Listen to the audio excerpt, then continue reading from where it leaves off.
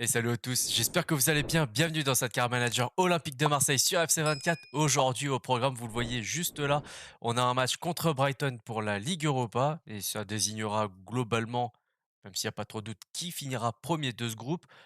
Bon, on le sait à peu près, ça devrait le faire. Ensuite, on a un autre match contre Clermont Foot que je vais vous montrer directement et on finira avec Montpellier.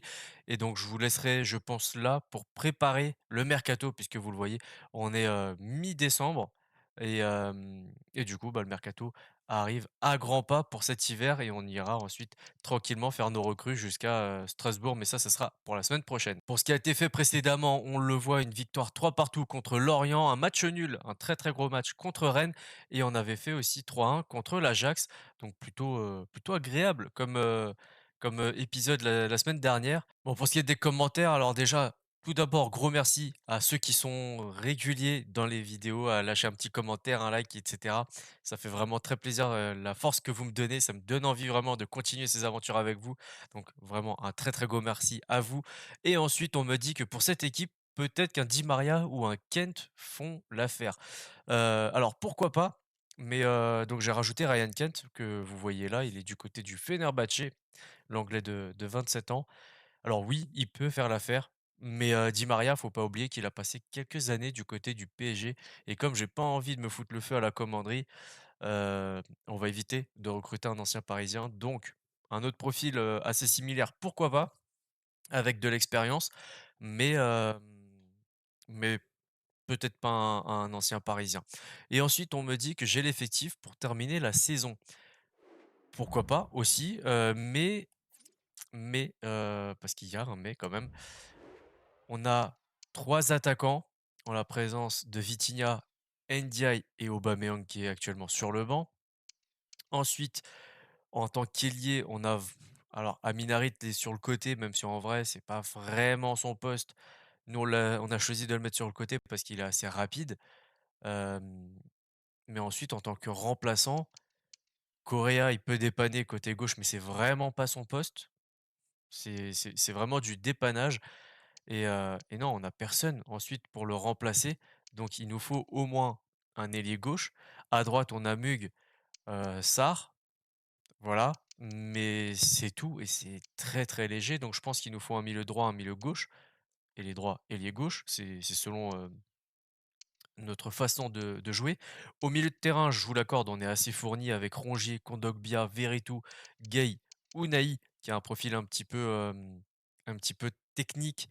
Donc, c'est vrai qu'il peut jouer un petit peu partout, j'ai l'impression, en 10, en 8, en 6, même si je le vois plus en 8, entre Rongier et un 10, il pourrait faire l'affaire.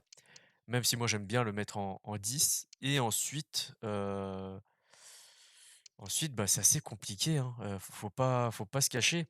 On n'a pas de défenseurs centraux, Balerdi, Pacho, on a, Gomes qui est là, non, Meïté qui est là, Gomes qui est quelque part dans le coin, voilà, il est là. Gigot qui est blessé jusqu'à la trêve à peu près.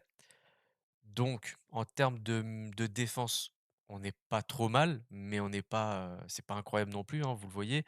69 pour Meïté, 75 pour Gomes, 75 pour Pacho aussi. Balerdi, il peut être, OK, mais il a que 77. Donc on est assez limité. À droite, on a Klose et on a recruté Jandré, 74, qui fait des bons matchs. À gauche, on a Lodi et Merlin, donc on est pas mal non plus, sans oublier le Murillo qui peut jouer à droite aussi.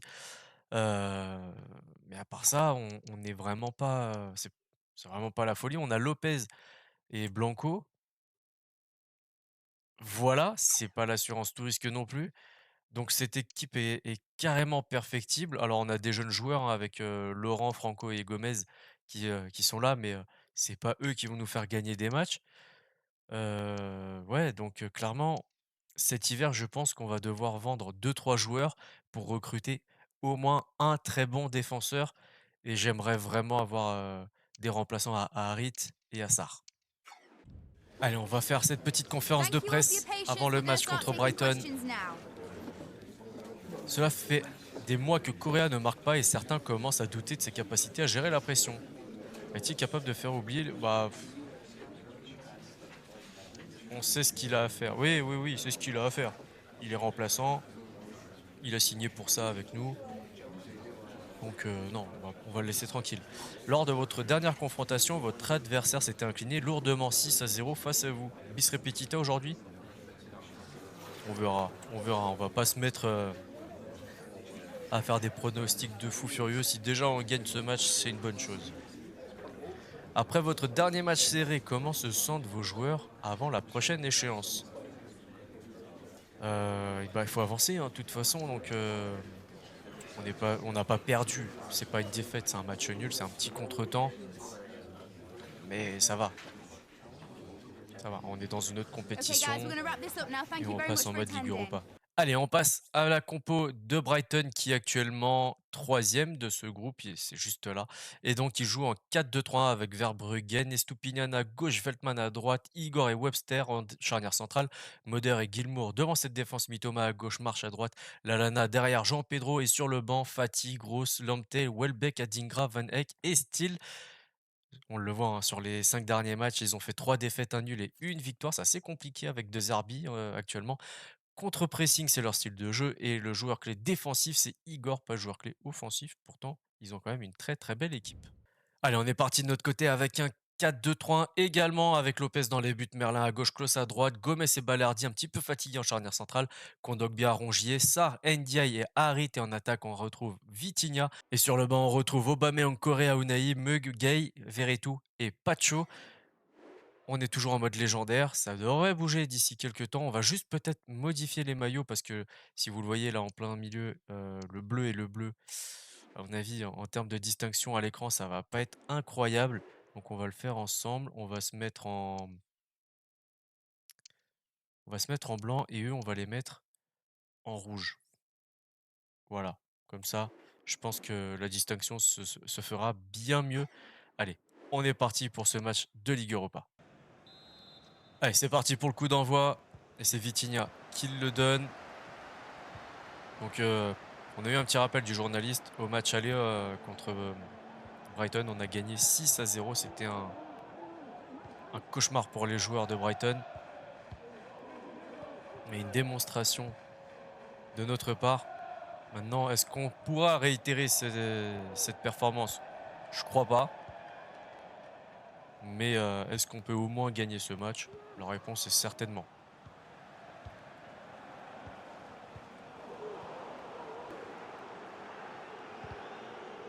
Allez, c'est bien. Pressing assez haut. Allez, c'est maintenant Vitinha. Ouverture du score à la 14e minute de jeu. On commence très très bien cette rencontre. C'est assez impressionnant quand même.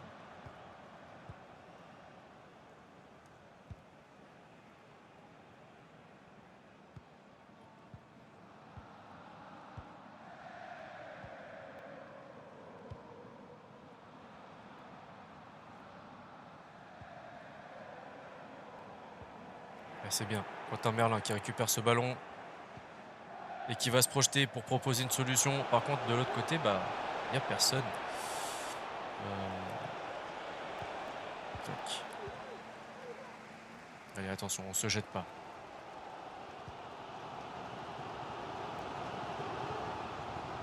Il faut négocier ça. Allez, ils vont égaliser là-dessus. Bah oui, c'est évident. La défense était complètement absente. Un partout à la 26e.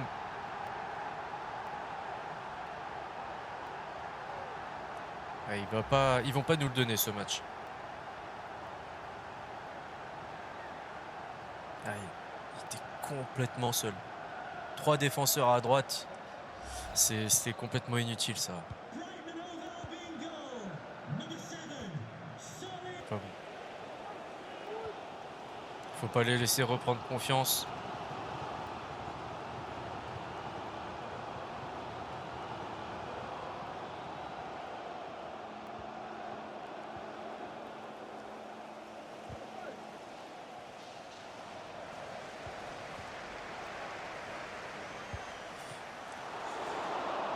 Ok.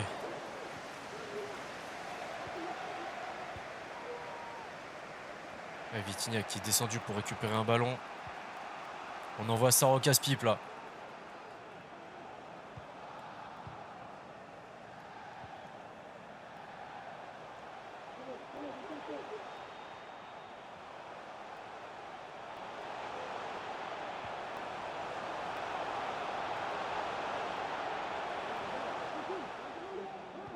Allez, faut bien défendre.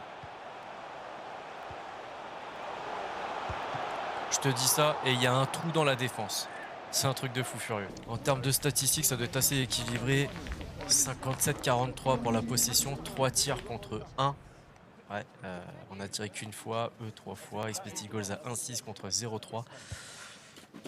Ouais, ils mènent quand même, ils mènent quand même les débats. Hein, donc on va devoir se réveiller si on veut pas perdre et pas devoir jouer cette première place à la dernière rencontre. Si on gagne aujourd'hui, on est tranquille. On est premier définitivement. Mais pour ça, faut pas défendre comme ça. Voilà. Allez, le 2-1 à la 49e. João Pedro qui fait passer Brighton devant. Ouais, ça fait oh, double râteau pour éliminer nos défenseurs. Et derrière, complètement seul. C'est pas possible. On peut pas jouer comme ça. On va peut-être devoir passer une défense à 5. Bon, quand je dis défense à 5, c'est rajouter un troisième défenseur central. Enlever un ailier peut-être, je sais pas. Oh là là là là, il faut qu'on bouge ça tout de suite. Allez, on a fait des changements, on est passé donc en 3-5-2 avec Merlin qui est monté côté gauche, Klose à droite, Pacho qui a pris la place de NDI et Aubameyang qui a pris la place de Sarr. Malheureusement, même s'il n'est pas fatigué, on doit changer des choses dans ce dispositif parce que là on prend l'eau hein, défensivement et malheureusement c'est tombé sur Sarr, c'est comme ça.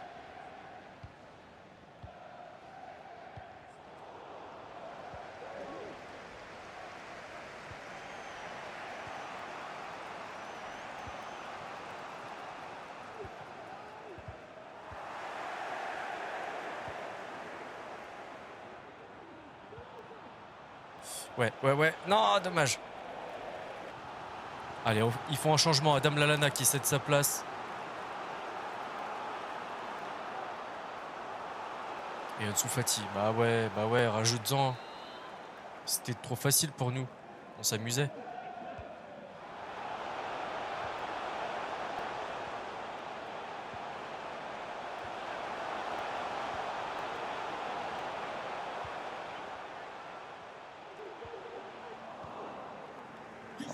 Alors, on est acculé.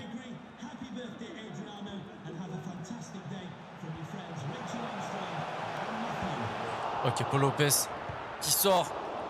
Oh là là là là, mais ça tient du miracle ça.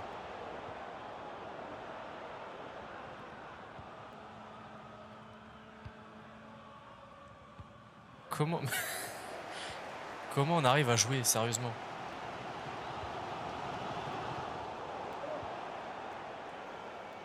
Allez, à Minarit. Faut proposer une solution. Oh là là, c'est trop long, c'est mal joué, c'est mal exécuté.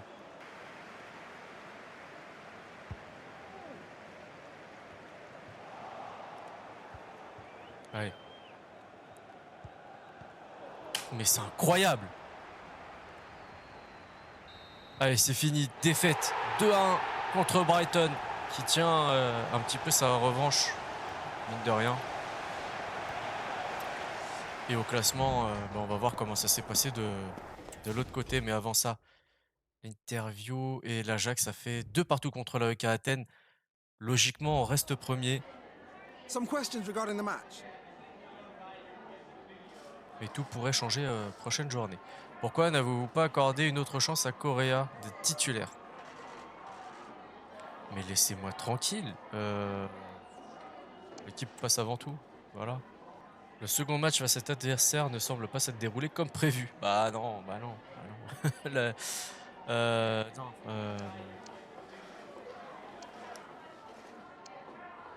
j'aime pas les réponses qu'il propose, c'est juste que Brighton a mieux joué, en fait, c'est tout. Ils nous ont Thanks montré so leur vrai much for your visage, time. je pense, aujourd'hui, tout simplement. Bon, je sais pas pourquoi, dans ma tête, il y avait encore une journée en Ligue Europa à disputer, mais non, c'était bel et bien la dernière et donc malgré la défaite contre Brighton, eh ben, on est premier devant AEK Athènes avec 10 points. Donc ouais, bah, Brighton, passera en conférence, si je dis pas de bêtises et l'Ajax est éliminé. De l'autre côté, tiens, on va regarder Freiburg et West Ham qui passent. On a Rangers et Sparta Prague qui passent. L'Atalanta qui élimine, le Sporting quand même, il faut le faire. Liverpool qui passe avec l'Union Saint-Gilloise et qui élimine du coup, Toulouse. Rennes, Villarreal élimine Panathinaikos et Twente. La Roma et Slavia Prague qui passent aussi. Leverkusen et Farense qui passent. Pas mal. Petit club portugais qui passe à la phase suivante, c'est intéressant. Et donc on a déjà les tours préliminaires et Benfica du coup qui a été reversé en Ligue Europa et qui va jouer contre le Sparta Prague, Milan contre, West Ham. Déjà c'est 2 gros qui vont s'affronter, c'est intéressant. Braga contre, l'AEK Athènes, Manchester Forest, bon on n'a pas trop de doutes sur l'issue du match et Villarreal, PSV. Il y a des belles rencontres dans cette, compétition.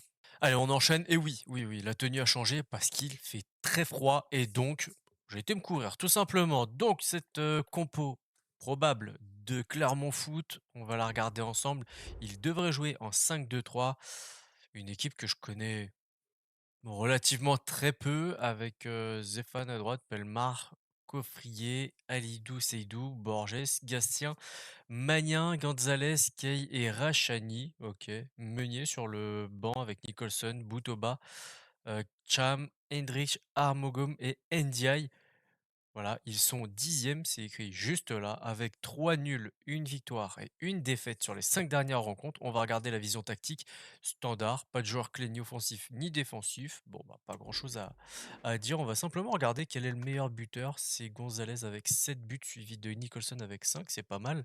Et passeur D, Nicholson et Keita. Et de notre côté, donc, on est parti avec un 4-4-2 à plat avec quelques changements. Fatigue oblige avec Lopez dans les buts, Merlin à gauche, Gendré à droite, Pacho Meite en charnière centrale. Devant cette défense, on retrouve Gay et Viritou. À droite, l'apparition de Murillo. Je crois que c'est la première fois qu'il va jouer de cette saison avec nous. Et Correa à gauche. Et devant, on retrouve Aubameyang accompagné de Franco, jeune du centre de formation. Sur le banc, Vitinha, Harit, Unai, Sarr, Kondogbia, Rongier et Laurent, lui aussi, issu du centre de formation. Pourquoi pas lui donner quelques minutes en fin de match. Allez, c'est fini, victoire 2-1 avec 47-53 pour la possession, mais 7 tirs, 57% de précision seulement, et 5 tirs en face, 60% de précision. Bon, bah voilà, un expected goals à 1-3 contre 1-5. Finalement, c'était un match plutôt disputé. Victoire, alors un peu dans la douleur quand même, il faut le dire.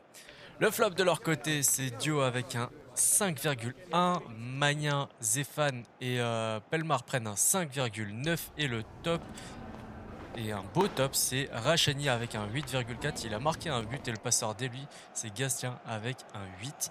Et ils n'ont pas fait de changement. C'est intéressant à voir. Le flop de notre côté, il a joué 36 minutes, c'est Unai avec un 5-2, suivi de Vitinha qui a joué 26 minutes, 5,3. Et le top, c'est Franco, le jeune du centre de formation, l'attaquant, qui prend un 8,7, le statut d'homme du match. Il a marqué un but. Aubameyang, lui, il prend un 7,9 et buteur également, suivi de Quentin Merlin. Et on a fait rentrer Laurent, il a joué 26 minutes et il prend un 7,1. C'est plutôt intéressant. Les amis, on vient de me signaler que Pape Gay est en fin de contrat. Effectivement, il lui reste plus que 6 mois. Et donc, on va essayer de négocier ça, puisque c'est un joueur sur lequel on compte vraiment. Et alors, c'est pas forcément un cadre, mais ça peut parfaitement le devenir en cas de prolongation, évidemment, et de départ d'un de nos autres milieux. Mais avant, je veux voir un petit peu les salaires pratiqués pour ce genre de joueur, 24 ans, 78 de général. Donc, quel est le meilleur moyen? C'est de regarder par rapport aux autres salaires. Et donc, on redescend. Il avait donc 33 000 et autour. Vitinha 34, Lopez qui est quand même un peu au-dessus est déjà à 37, Gigot 38. Donc ouais, on peut essayer de lui proposer, un 38, 40, mais 40 du coup, il serait presque dans les meilleurs, salaires du club. Ouais, donc faudrait pas qu'il dépasse, Rongier qui est le capitaine par exemple, qui est à 45 et on va essayer aux alentours de 38, maximum 40. On va voir ce que ça donne. Alors, il veut un rôle important, c'est tout à fait le rôle qu'on veut lui donner. Il veut un contrat de 3 ans. On va essayer 5 ans, il va refuser et on va se mettre d'accord sur 4. En tout cas, j'espère. Bon, ça lui convient, pas de clause. Eh ben, on est tout à fait d'accord avec ce principe-là. Je vous cache pas que j'ai un petit peu peur du 38 euh, et qui se braque, qui ne fasse pas de contre-proposition et que bah, OK, il est très très satisfait de cette offre et ça me va très bien puisque symboliquement, on n'est pas à 40 et 38, ça va, c'est pas déconnant. Il a pris un petit peu plus par mois, pas de prime en plus à la signature, donc ça me va parfaitement. J'en profite, on fait un tour des autres joueurs qui sont, dans le même cas. Donc Simon, on va l'ajouter à la liste des transferts, c'est pas un joueur sur lequel je compte. Bilal Nadir, malheureusement, c'est pareil, je compte pas sur lui. Meïté, c'est un prêt. Correa également. Conrad de la Fuente. Et si ça passait par lui, le joueur, de côté qu'on attend? Ça peut, hein. Ça peut, même s'il a que 72 de général, ça peut être lui un joueur, assez intéressant. Pourquoi pas? Jonathan Clauss, là, c'est une vraie discussion qu'on devra avoir, hein. Jonathan Clauss, 31 ans, c'est l'un des cadres de notre club. Est-ce que en cas d'offre cet hiver ou en fin de saison, on le laisse partir? C'est une possibilité. Heu, Ça reste un international français quand même.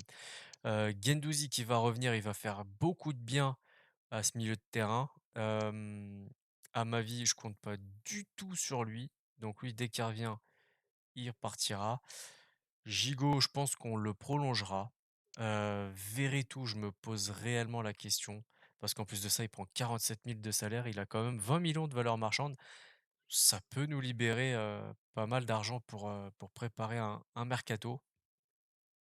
Donc pourquoi pas le mettre sur la liste des transferts dès maintenant et avoir une belle enveloppe pour le mercato d'hiver. Lirola, je compte pas sur lui. Après, bon, de toute façon, on est déjà au-delà des 2 ans, donc non, c'est juste qu'un Verretou. Voilà, on a globalement un, 2, 3 joueurs à éventuellement prolonger, voire vendre dès maintenant. On discutera de tout ça dans l'espace commentaire. Bien, Oui, merci d'être conférence de avec nous. presse Sans plus avant match attendre, nous allons passer aux de questions. Montpellier. Vous êtes bien parti pour le moment, il faudra sûrement compter sur vous dans la lutte pour les c'est toujours un petit peu les mêmes questions, c'est dommage et du coup, bah, ça va être, un petit peu les mêmes réponses. L'équipe doit continuer comme ça. Pour le moment, tout va bien. J'espère que les joueurs feront tout pour poursuivre sur leur lancée. Votre courte victoire lors du dernier match va-t-elle changer votre stratégie pour votre prochain match? Non, non, non, même enfin, c'est surtout dans la difficulté qu'on en tire des enseignements. Parce que quand tout va bien, tu te poses pas trop de questions, donc tu continues, comme ça. Alors que quand tu as un petit coup de mou, c'est là où tu te demandes pourquoi ça s'est pas passé comme toi tu le voudrais. Votre équipe a-t-elle la même fin que votre adversaire? Heu, les joueurs, la veulent, ouais, bah, je pense que tout joueur professionnel, ou non d'ailleurs, veut la victoire. Bien, nous allons en rester là. Merci à Maintenant, vous et au revoir. question un peu bizarre. Allez, place à cette équipe de Montpellier. Et donc, on a Lecomte dans les buts avec Silla à gauche, Sako à droite, Julien et Kouyaté en charnière centrale, Chotard et Ferry à droite, Arnaud Nordin, Savanier en 10 et Artokoglou à gauche. Et en attaque, on retrouve Sargent. Sur le banc, Kalmar, Berthaud, Tamari, Yeboah, Sainte-Luce, Omer Aguic et Accor. Vous le voyez juste là, ils sont 12e avec un bilan de 3 nuls et 2 victoires sur les 5 dernières rencontres. En vision tactique standard, joueur clé défensif c'est Sako et joueur clé offensif, il y en a 2. C'est assez rare pour le souligner, c'est Savanier et Artokoglou, le joueur turc. Vous le voyez, le meilleur buteur c'est TJ Savanier avec 7 buts et 3 passes D, c'est aussi le meilleur passeur et le meilleur joueur en général c'est le gardien. Ok, Dizdarevic suivi de Wabi Kazri. Ils ont quand même une belle équipe, c'est intéressant à voir. On va regarder Arnaud Nordin, Joris Chotard, Jordan Ferry, ok, Lecomte, ça on les a vus. C'est l'équipe à peu près type. Ils ont Kazri, Altamari, ça on l'a vu aussi. Mamad Sakho qui a joué que 3 matchs. Bon, aujourd'hui il y est plus à Montpellier, mais virtuellement il est là. Ok. Effectif plutôt intéressant quand on regarde bien. Allez, c'est parti en 4-2-3. De notre côté avec Lopez dans les buts, Lodi à gauche, Klose à droite, Gomez et Balerdi en charnière centrale, Gay Rongier, Harit Ndiaye-Sarr et en attaque on retrouve Vitinha sur le banc, Aubameyang, Correa, Unai, Murillo, Kondogbia, Veretout et Pacho. Allez, c'est parti. Les joueurs de Montpellier qui vont donner le coup d'envoi. Et on va se méfier de TJ. Très très bon joueur de cette Ligue 1.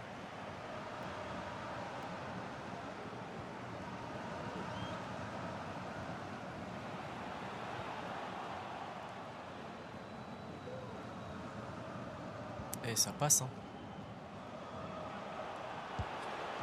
Ok, première intervention du gardien.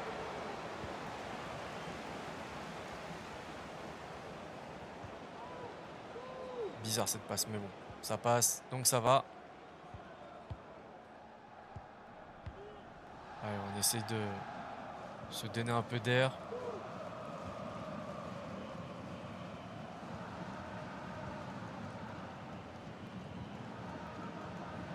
Il presse haut. Ça peut être intéressant, ça peut nous donner des espaces en cas de contre-attaque. Et le classement, on a déjà 9 points d'avance sur le PSG. Et ça, c'est une très bonne chose.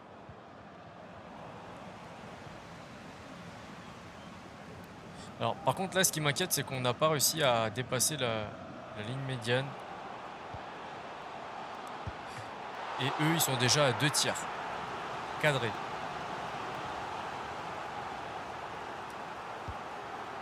Donc là, ça commence à m'inquiéter un petit peu quand même.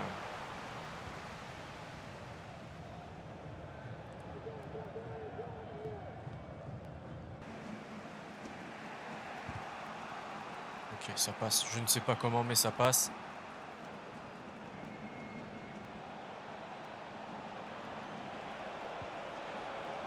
Kouyaté qui dégage ça.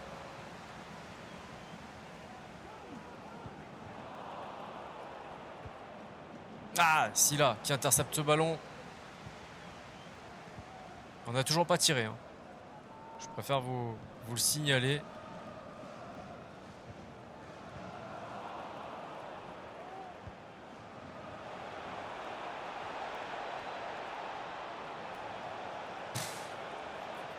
Ah, on se précipite, c'est pas bon.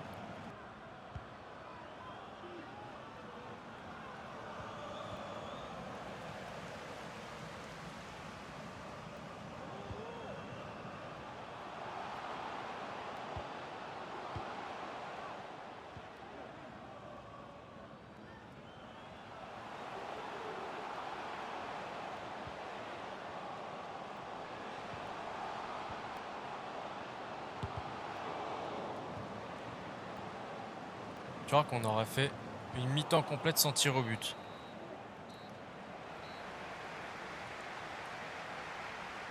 Un truc de fou. 0 tir, 46% de possession. C'est pauvre. Ce qu'on propose, c'est extrêmement pauvre.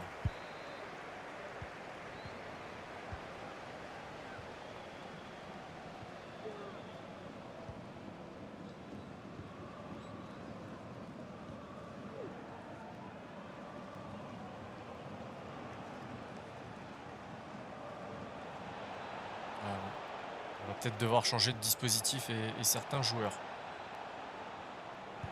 Allez, Ndiaye, première frappe, lointaine. C'est assez tranquille pour le compte en vrai.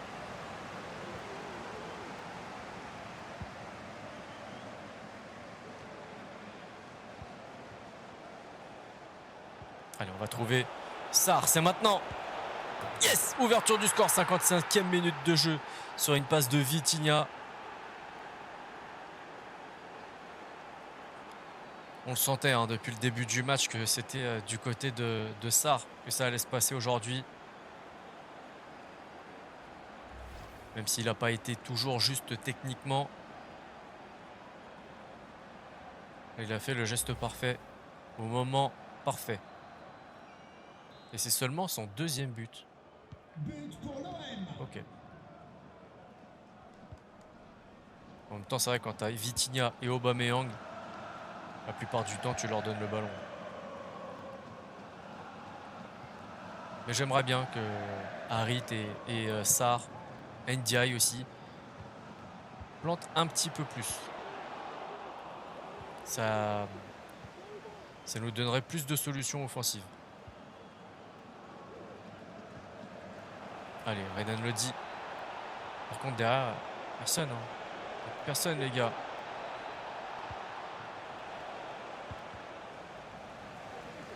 Allez, 65e. On va faire quelques changements. Je suis pas hyper satisfait de la performance de tout le monde. Et on va peut-être changer le dispositif en même temps. On va passer à un 4-3-3. À plat, non, peut-être pas. Offensif, ouais. On va passer comme ça avec Rongier qui est jamais fatigué. Ce mec, c'est un truc de fou furieux. On va le laisser comme ça. Ndiaye, on va le sortir. On va mettre Unai. Et c'est tout. C'est tout. On va laisser ça comme ça. On va voir pour Pape Gay. S'il continue à fatiguer, on va faire rentrer soit Veretout, soit Kondogbia. Peut-être Kondogbia. On verra ça.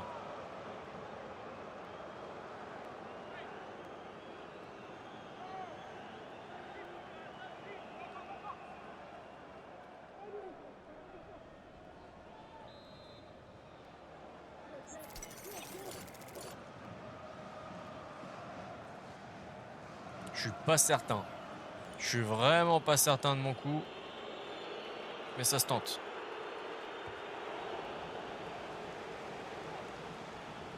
Quand tu sais ce que tu vaux, t'es jamais déçu. Sache ça. T'es jamais déçu. À partir du moment où tu sais que t'es pas bon dans un domaine, tu te fais pas d'illusions. Au pire, t'as une bonne surprise. Sinon...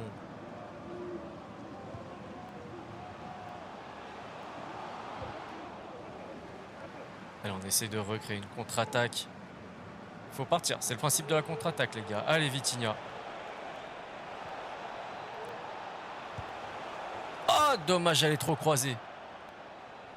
Allez, on profite de cet arrêt de jeu pour faire encore des changements. Vitinha qui sort pour Aubameyang Correa qui prend la place de Gay. Et du coup, on a fait rentrer Kondogbia et Unai a glissé sur la place de Rongier. Ok, il faut enfin des changements. Nordin qui cède sa place à la 91e minute. C'est très très tard. Et le gardien qui est monté. Allez, 1-0. Il reste quelques secondes à jouer. Allez, Klaus. T'aurais pu au moins laisser au moins la fin de cette action-là. Mais bon, victoire 1-0. C'était pas si simple que ça. On n'était pas dans notre meilleur jour pour ce match. On va regarder les détails du match. Ouais. 45-55 pour la possession. 4 tiers de chaque côté. 50% de précision. On était aussi mauvais à ce niveau-là pour les deux. Mais les expected goals sont en notre faveur avec un 1,6 et 0,8 pour eux. On a un peu plus de mal dans cet épisode. Hein. Je sais pas ce que vous en pensez. Le flop, c'est le compte avec un 4,9. C'est souvent les gardiens, les flops. Pourtant, c'est pas les seuls fautifs d'un but encaissé. Et le meilleur joueur, il y en a deux. C'est Arctocoglou avec un 6,8 et Julien. Pareil, la même note. Juste comme ça, Savani qui prend seulement un 6,1. C'est vrai qu'il n'était pas extraordinaire aujourd'hui. Le flop de l'autre côté, il a joué 26 minutes, c'est Unai avec un 5,5 suivi de Aubameyang et Correa 5,6. Et le top homme du match, c'est Totti Gomez avec un 8,6. Défensivement, il a été très très bon, mais à ce point-là, je le pensais pas, je vous cache pas. Et ensuite, on a Ismail Assar, le buteur, avec un 8,5. Bon, on a reçu une offre pour François Mug, le Camerounais de 19 ans, 2,4 millions, il en vaut 2 et on nous dit qu'on peut en espérer 2,7. En vrai, on va essayer de 6. On va négocier 2,6. Ils sont OK, c'est parfait. 2,6 millions maintenant, à lui de voir s'il veut partir en Angleterre du côté de Portland. On a reçu une deuxième offre pour François Mug, exactement la même, donc on va accepter 2,6 millions et comme ça après, comme ça au moins il aura le choix. Allez, on le voit du coup, il a décidé de partir du côté de Konyaspor et on reçoit un D pour cette vente. OK, il pensait qu'on aurait pu en prendre 3,9 s'ils le disent. Ils ont sûrement raison. Bon, vous le voyez juste là, le 7 janvier 2024, ça veut dire que le mercato est ouvert depuis une petite semaine et donc on va s'intéresser maintenant au budget qu'on a. Vous le voyez, 32 millions et on va sûrement devoir faire une vente au moins avant de recruter les joueurs dont on a besoin. Et donc, on va regarder ça à l'accueil des transferts. Bon, petit rappel de ce que j'aimerais faire avec ces 32 millions qu'on a en budget. Récupérer Hugo Lloris éventuellement, puisque vous le voyez, il nous coûterait à peu près 1 million d'euros. Je pense que c'est vraiment une très très bonne pioche à saisir sur le marché des transferts. Et ensuite, comme je vous l'ai répété plusieurs fois, il nous faut des joueurs de côté. Et donc Zakaria Abouklal entre 12 et 16 millions à peu près. Je pense que ce serait une bonne pioche pour nous. À coup sûr, on devrait le faire dans le prochain épisode. On a aussi Diatta et Silas au choix. Mmh, je suis pas fermé ni à l'un ni à l'autre. Ils ont à peu près le même profil. Heu, Très rapide, très agile, bon dribbleur. Peut-être une meilleure endurance pour Diatta du coup, ouais, on le voit 57 pour, Silas, 84 pour Diatta. Mais sinon c'est assez similaire sur quasi tout le reste, mais voilà. À vous de me dire, peut-être qu'on aura plus de facilité à tirer, Silas puisqu'il n'est pas en Ligue 1, mais bon, voilà. Ça, on en discute dans l'espace commentaire, mais c'est pas tout. C'est pas tout puisque tout en bas, on attend encore le rapport de Ryan Kent, le joueur qui est à Fenerbahçe et qui nous coûterait entre 8 et 15 millions, peut-être 16 ou 17, on verra.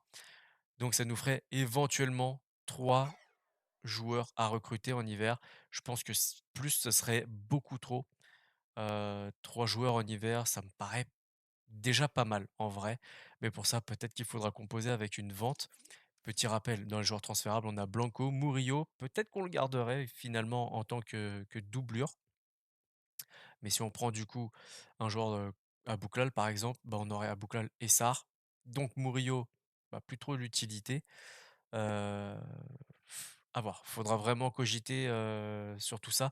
Simon qui devrait, en tout cas j'espère, qu'il devrait nous quitter. Nadir pareil et Megueux on l'a vu, il est parti du côté de Konyaspor. Un petit coup d'œil maintenant sur ce qui va se passer au prochain épisode et donc on voit en Coupe de France, on va jouer contre le RC Lens, on retrouvera aussi Strasbourg et Monaco et donc si cet épisode vous a plu, le petit like, le partage, le commentaire, l'abonnement si c'est pas déjà fait, pensez à activer cette petite cloche puisque vous êtes à peine 30 à l'avoir activé.